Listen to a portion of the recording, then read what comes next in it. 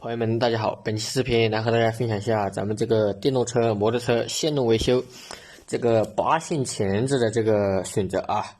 其实咱们常见的用的最多就是这个剪刀啊，或者说这个有时候手边刚好这个剪刀离自己很远，刚好手边有这个金嘴钳或者说老虎钳也是可以8线的啊。具体的话看什么情况啊，手边有什么工具就用什么工具啊。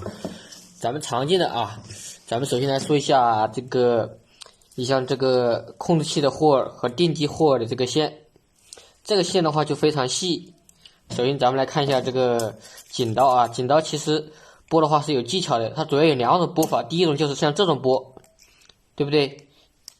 或者说你直接把这块去夹住，然后呢往前面一推，往后面一趟，就这样一推，它就出来了，看到没有？注意我这个手法，一般就是直接按住，它就拨开了啊。其实剪刀也行啊，只不过说有时候咱们可以看着好像弄得很专业的，可以用一下这个8线钳，注意线径的这一端朝着这边，然后这样拨。你看这个大概就是个0.8、0.6的样子，然后呢一拨，它就完整的拨开了啊，基本上不伤线的啊。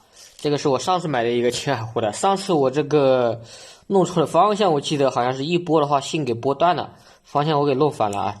这个是前天刚才又买了一把的啊，来试一下这把新的啊，其实也是可以拨的啊，看到没有？非常好。然后来换一个比较粗的，类似于转把线径的，这个大概1.0吧，不伤线。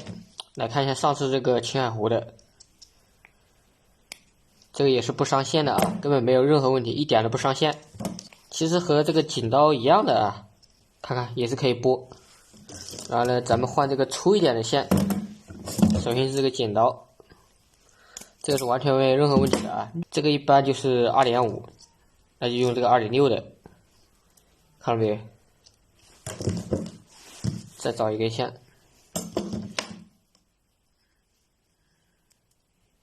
不伤线。所以说这个还是非常好的啊，剪一下试一下，不伤线啊。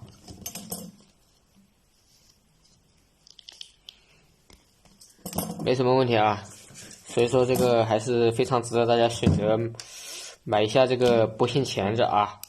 好了，这个就跟大家说到这里，谢谢大家收看，咱们下期再会。